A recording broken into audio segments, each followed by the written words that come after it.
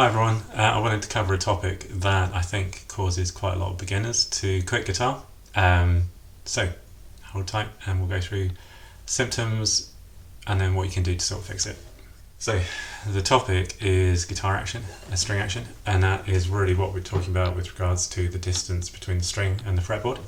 So, basically the distance you have to push the string down to make a note. So, if I play open E and I play an A, it's the amount of pressure I need to put down on the 5th fret to make the sound. So symptoms you can see on guitars with high action and really the way you're playing or the way other people are playing is if they're playing chords and they are strumming very loud, then that suggests the action's quite high. So if you're playing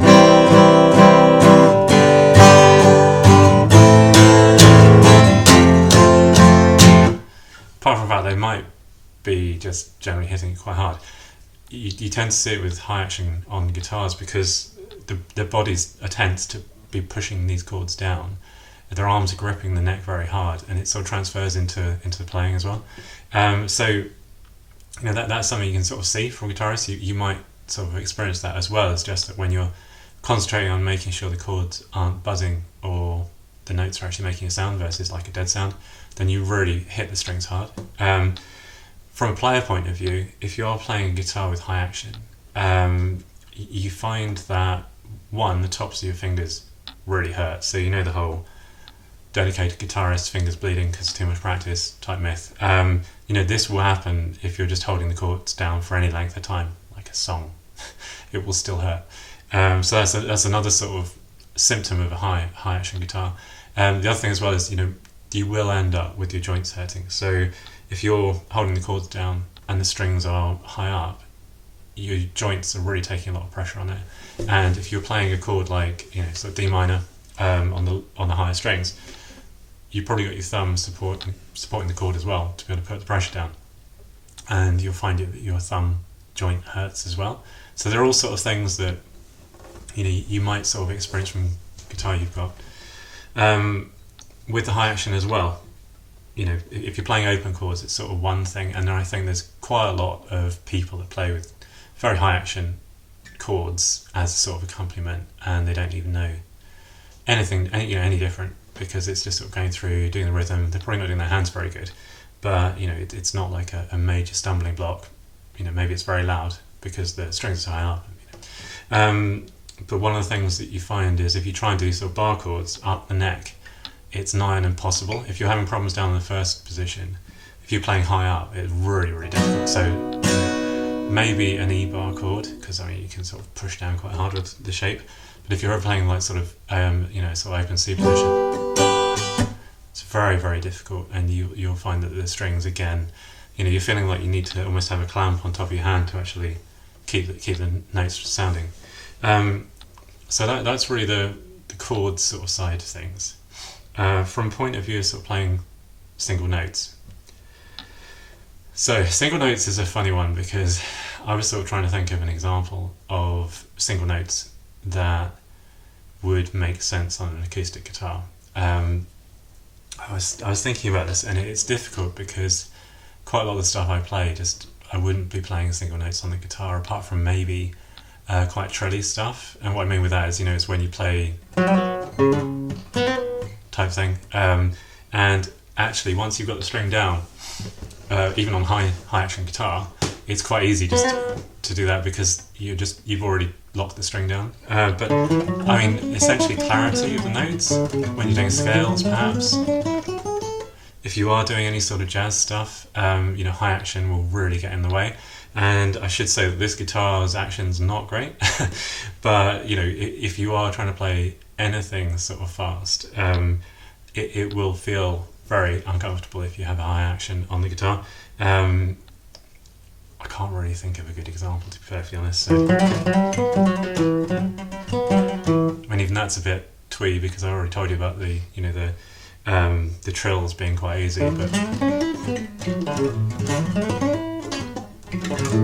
And it's not great sound, but that's really an example of what you should at least be able to be comfortable doing on a steel string acoustic if the action is reasonably okay.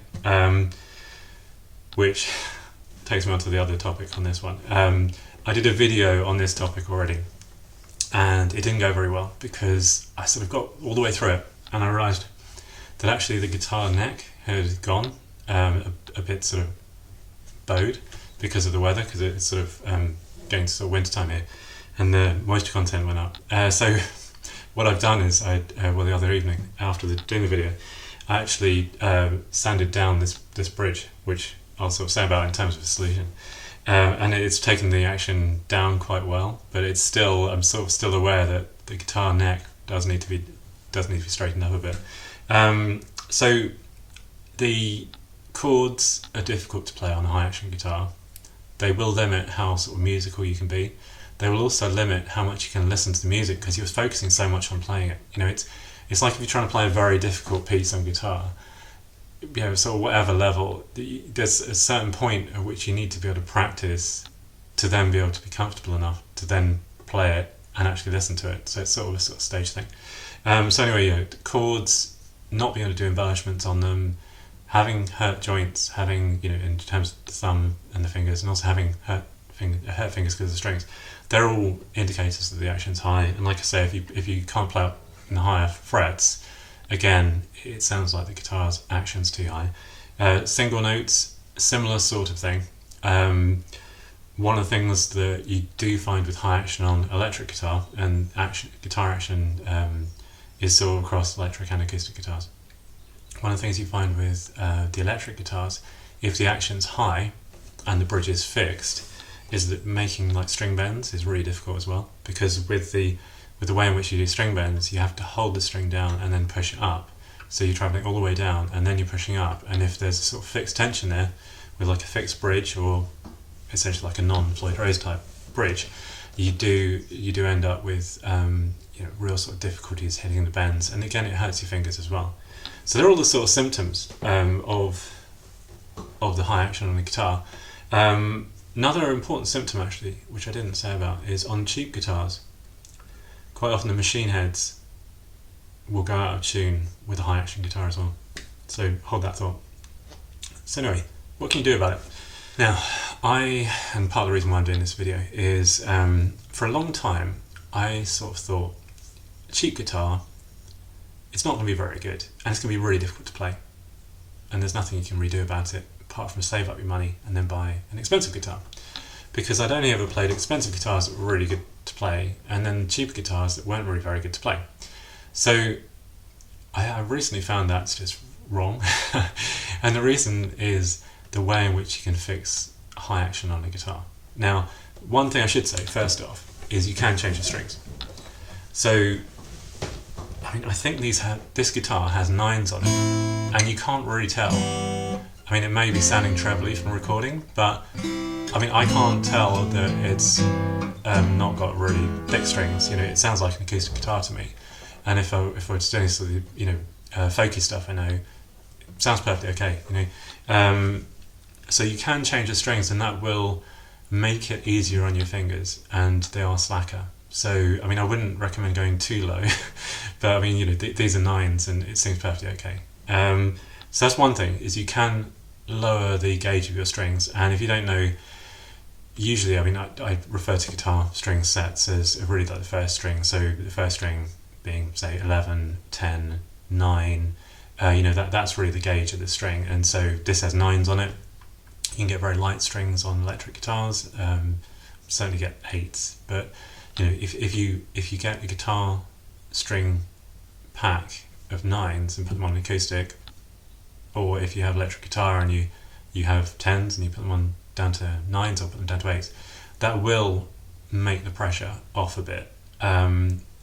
It will make it easier on your fingers, at least in terms of pushing the strings down. It won't solve the action, but it will make it easier to play. So that's the sort of first tip on this. The other ones are a bit more logical and less hackish. Are this sort of guitar. So this is a steel strung acoustic guitar. It's a jumbo, which is why it's quite loud. This sort of guitar, and don't look at that, it's a bass. Any of the sort of electric guitars, I'll show you one of those in a sec. have something called a truss rod in the neck, and what the truss rod does is it allows the neck to be either tightened or loosened to make it straight. And like I said about when the neck gets sort of humidity from the air, because it's wood, it will contract or expand, and you get in a position where, if you imagine, if you've got, how to do this, upside down neck, if you've got an upside down neck with strings on it, what it means is if you were to lower the strings to decrease the action, and like I say, like in the middle of the string, which is sort of maybe like, well, it's where the 12th fret is, but more towards the middle, so like the 7th fret. If that's really high, then if I lowered the strings, just sort of lowered down the bridge, and the neck is bowed, it will actually start catching on the frets in the 1st fret to wherever, because of the shape of the neck. So the truss rod's really important for actually straightening the neck out, which then means you have a nice straight neck, and the strings can be lowered or heightened, whatever it is, raised, without impacting one part of the guitar versus the other, because it's level. So truss rod's really important, and you have a truss rod in acoustic and you have a truss rod in electric guitars as well. So I've already sort of talked about this already, but the other thing with this, so truss rod needs to be adjusted so it's straight. The bridge, which is this white thing, which I had to go at the other day because I was making the videos and I got a bit fed up with the action, that can be lowered down. And to be honest, with this guitar I've actually had the bridge out completely, the plastic bit out completely, and it still plays reasonably well as long as you don't move the strings around too much. I wouldn't recommend it as a way of doing things, but it gives you some indication of how high or what angle the guitar was sort of sat at before, to the point at which where you can just take it out completely and it still sounds okay as long as the neck's flat. So that's another thing that you can do with acoustic. You can take the bridge down, some plastic bridge down. Now what happens is, as you go down more towards the fretboard, it's really important that the fret wires, the metal frets in between the strings, are at the right height. They're all balanced, so same level. Because if you find that some are higher than others, they will essentially make the note sort of for the wrong fret. So if you imagine I'm sort of here and I put down, say, second fret. So 2nd fret on the G string, but one of these frets here is higher than this 2nd fret. What will happen is, because the string's lowered down, that fret will catch, and instead of me playing this note, it will actually be playing this note. And it's not because I'm holding it down, it's just because the fret wire got in the way. So what people would do with a guitar setup is they'll make it so the frets are all the same level. Now, what it then means is you have a flat neck, a straight neck, you have lowered action on the strings, and you have frets that are all level, so that then when you push the string down, it's much, much nearer the fretboard, which makes it much, much easier to play. And byproducts, like I was sort of saying about before, on the cheaper guitars, although they have the capability for all of that, which is something I didn't really understand before, they can be adjusted in that way. One thing that you do find is that the machine heads, the things you tune the guitar with, sometimes they're not very good quality, and they will actually slip or go out of tune. And one of the big reasons for that is that when you have high action, because the string has to move so much to make the note, it puts more pressure on the machine head, so it will then slip. Now, if you have it so the guitar is lowered, so the action is lower, you don't have to move the string so much, and therefore it won't go out of tune as much, which is great. So they're all sort of good things for how you can adjust the guitar. Now, I'll quickly show you the electric guitar, and this is probably the point at which this acoustic falls over, because I have a rather bad stand, but no, that was good. Okay, so for an electric guitar, it's pretty much exactly the same sort of concept, but really easier because it's more mechanical.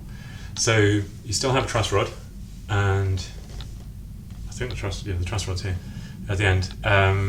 So you still have a truss rod, so the neck can be made straight, not bowed. You still got the fret wires, so they'll all be leveled out, and you also have a bridge as well, which actually you can adjust the height of, and that goes for for all types of guitar. I mean, there's sort of super strats as well. All the other guitars have that capability. So what you can do is you can get these setups done in a music shop, and they always used to be about £30. They're probably about £40 or maybe a little bit more, not sure. But they'll go through that process, and even if a guitar is cheap, it will still have the mechanics within the guitar to be able to do that. So that's something that I didn't really cotton on to until fairly recently. Like I said, sort of like associated cheap guitars with difficulty to play and just problems, it's problems. So when you're buying a guitar, and I mean this is sort of probably a bit of a controversial point, when you're buying a guitar, I would always recommend asking if it can be set up. And if someone says, well, we can't really set it up because it's bad build quality, then that's sort of a warning bell just to not buy the guitar. I mean, if it's bad quality, it means it can't be set up. It means it's not going to be very playable. And if it ever needs to be set up, because like I say, humidity changes or whatever else, you'll end up with a guitar that's just worse and worse and worse. You can't rectify it. So I think alarm bells might be sounding there.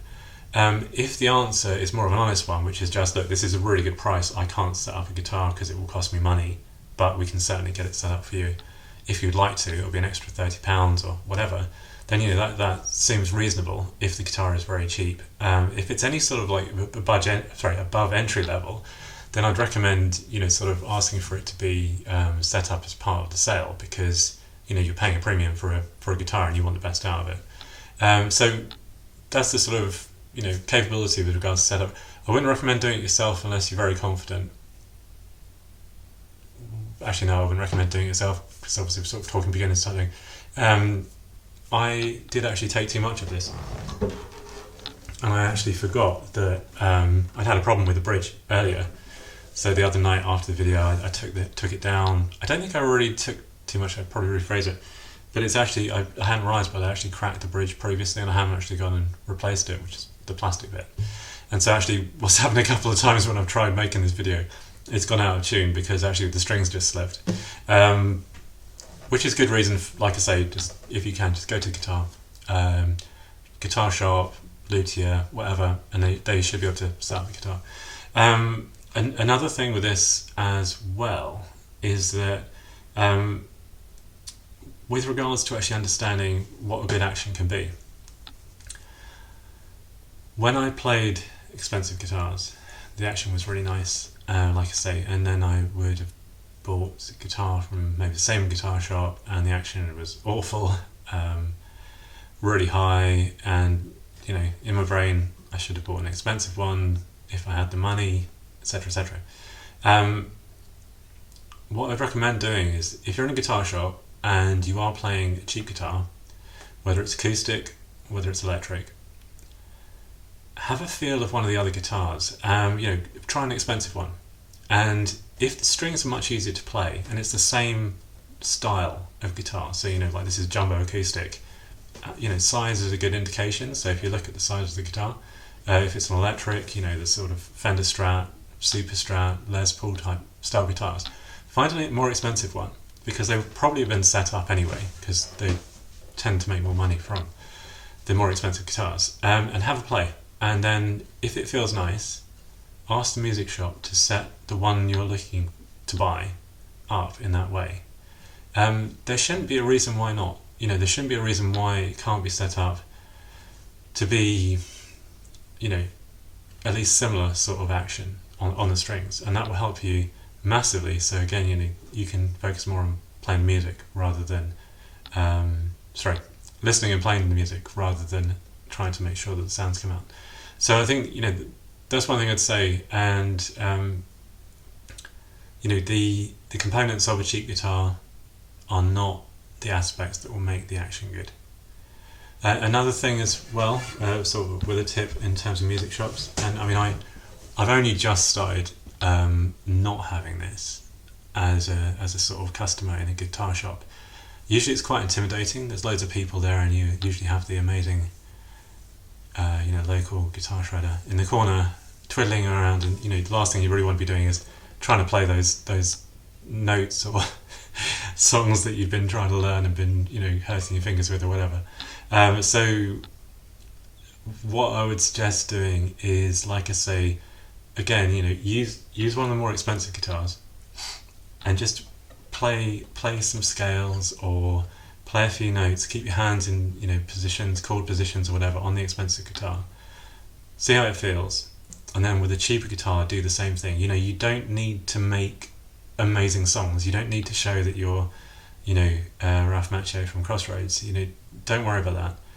But if you don't make sure that you're happy with your guitar action before you leave with that guitar, you're really going to be regretting it. And I think, you know, there's sort of the trauma of being in a music shop, along with the beauty of being in a music shop. You have a tendency not to want to go back again for a while, if you're anything like me. So, you know, when you do go and buy a guitar, just make sure that you take the time to check it out and make sure it's not uncomfortable. Make sure the action's nice. Make sure it, you know, I mean, for instance, hold a chord down while you're talking to someone. You know, say, okay, well, would you be able to include a setup for me? What other ones have you got in this range? What sort of plectrums have you got? You know, whatever it is you want to talk about. Keep your hand in position. Now, you'll probably be able to feel whether it feels right. I mean, you know, maybe strum it or something beforehand. Keep your hand there, and that will give you an indication of how painful that will be when you've been chugging through a 3-minute song or a 5-minute song. You don't have to go through the embarrassment of performance in front of, you know, the guitar gods of the local music shop. But what it will do is it will just give you confidence that the guitar is actually playable when you get it home and when you're, you know, playing to that huge stadium in your head. So hopefully they're all good tips. If you have any questions, ping me. If you like this video, please click like, and if you want to see other videos, please click subscribe. And good luck with your guitar journey.